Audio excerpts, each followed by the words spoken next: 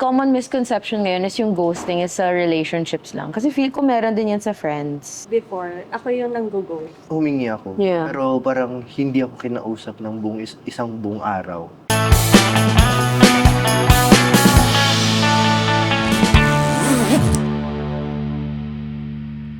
Welcome to BP Talk. Hi guys, I'm Danny. Hello, my name is Ed. Ako Yana. Yeah. Hi, nice meeting you guys. Okay.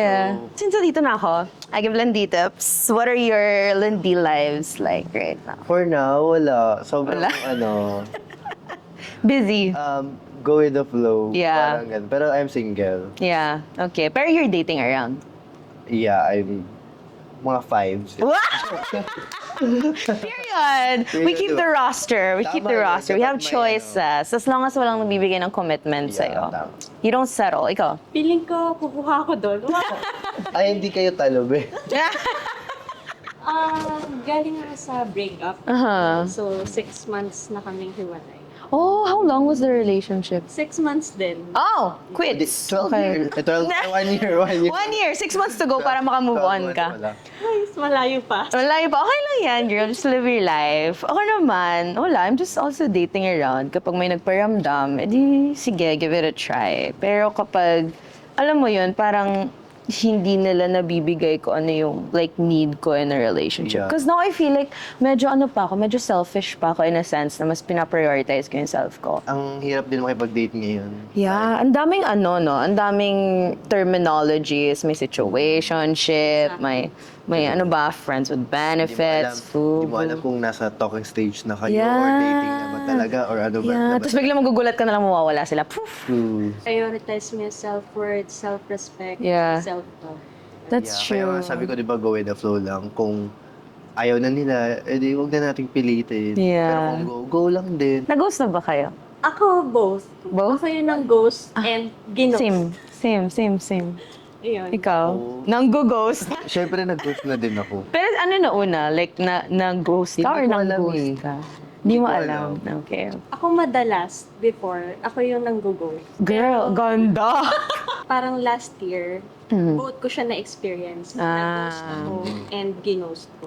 Feel ko karma din naman yan. True. Hindi, ako din kasi, na-karma lang din ako before. Pero ang dami kasing like modes of communication. May social media, may messenger, may telegram, may dating apps. Tapos parang sometimes, sa sobrang dami ng options natin, instead of explaining to the person kung ba't hindi mo na siya kayang, or kung ba't hindi mo na siya gusto kausapin, we choose not to talk to them na lang agad. Kasi parang sayang din yung time mo na nag-explain ka, eh kung feel mo naman na parehas kayong hindi nag-reciprocate ng same energy, edi i-ghost mo na lang din. Kapag nag-stop kang kausapin yung isang tao, ibig sabihin, understand na niya yun eh. Alam mo yung trope na parang he fell first but I fell harder. Kasi simula siya yung may interest, tapos nung bigla mo nang pinakita yung interest mo, then biglang, wala na. Parang yung ganyan din yung nangyari sa akin. Pero dati kasi, ako yung nagpapaligaw or ako yung, hindi ako naghahanap ba sa social media Yeah. ng mga kausap. Parang Yeah. most likely ang nangyayari sa akin, sila yung nagchat-chat sa akin. Yeah. That's, parang hindi ko naman feel na ghosting yung ginagawa ko. Mhm. Basta I feel lang na nagre-respond ako. Tapos parang pag wala na, wala na. Yeah. Ganun lang. Hindi mo. Kaya minsan, isa siya sa mga hinahanap ko sa magiging jowa or makaka-date yung parang consistency. Consistency. Yeah. And which is, sobrang hirap hanapin ngayon. That's true. Ang dami kasing pwedeng i-define sa ghosting, but I feel like bottom line, bigla na lang siyang mang-iiwan sa ere. Bigla na lang. Lilitaw na gano'n. Wala na ng end of conversation. Okay pa naman tayo, aside Yeah. natin. Tapos bigla ngayon, Si Hugot. Oo, diba? mahal. Wala kang mahal eh. Walang mahal-mahal. Talking stage pa lang to eh. Ay, no, pero masakit, no? Yung pag sa ibang tao, yung na-fall ka na talaga. Meron kasing mga nagre-reply sa mga, parang sa TikTok ko, siguro 6 months. Meron nga 2 years na sila nag-uusap, tapos biglang mawawala. I feel like doon papasok yung dapat, open din kayo in communicating. Kung okay pa ba kayo sa relationship, kung ayaw nyo na. Because that's how we can prevent ghosting eh. Lately, ina-apply ko siya. Pero ang hirap din kasi pag Yeah. sa'yo lang. Ang hirap din i-voice out sa partner mo or sa kadate mo kasi baka it will look like parang you're commanding or you're demanding. That's true. Diba? Parang, yun yung parang naglilimit sa atin eh. Yeah. Kasi if tatanungin natin yung sarili natin, interested kami. Ikaw, interested ka ba? But you cannot, tell that way, diba? Pero natatakot na rin tayo malaman yung totoo na parang hindi na same yung interest nila sa atin katulad ng interest Kaya nga natin. dapat parang pag nag-uusap pa lang kayo, pag medyo 1 week or 2 weeks, Gusto ko yun ng aga. magpapahaging ka na, so, anong plan mo? Ganyan. Yeah. Kasi doon mo makikita sa sagot niya kung pang long term ba yung hinahanap Yeah. or short term. May mga tao na gusto lang ng kausap. Depende sa mood, depende sa situation. So, bagay. Pero I feel like common misconception ngayon is yung ghosting is sa relationships lang. Kasi feel ko meron din yan sa friends. Work and sa Yeah. family. Yeah. Or relatives, gano'n. Consider ba yung silent treatment as ghosting? Ghosting kasi, di ba yung bigla na lang nawala? So may mga friends akong sinilent treatment ko. Ikaw yun ang silent treatment. Kasi ano ko hindi ako magaling magsabi ng feelings ko. Yeah. Medyo na-off na ako sa situation. Yeah. You choose to leave na lang. If you have time, try to, speak up Yeah. with them. By the way, I'm a gay. Mm-hmm. Mm-hmm. Ayun. So,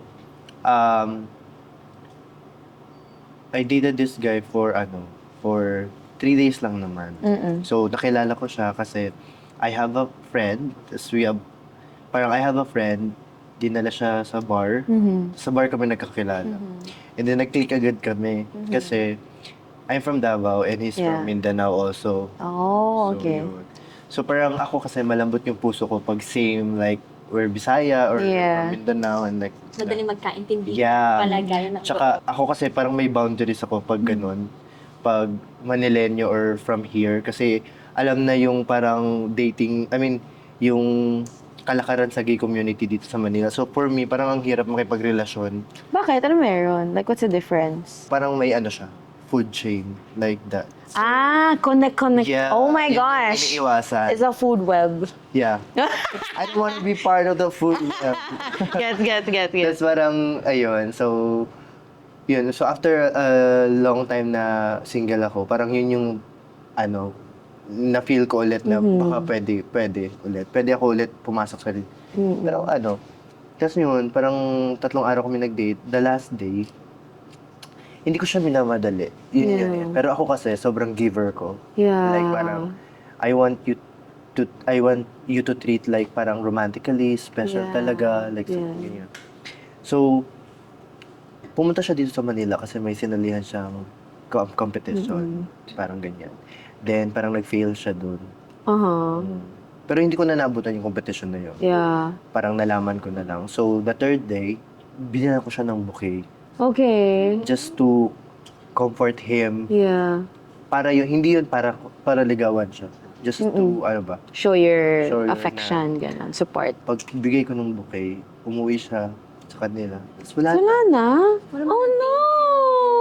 Oo, tapos parang napa-question ako na, anong nangyari? Hindi ko humingi na explanation. Humingi ako. Yeah. Pero parang hindi ako kinausap ng isang buong araw. Hindi naman yun sa nirarush ko. Gusto lang kitang i-cheer up. And I wanna show me kung ano ako sa relationship or kung ano ako sa friend or kung ano ka sa person. Ganun lang.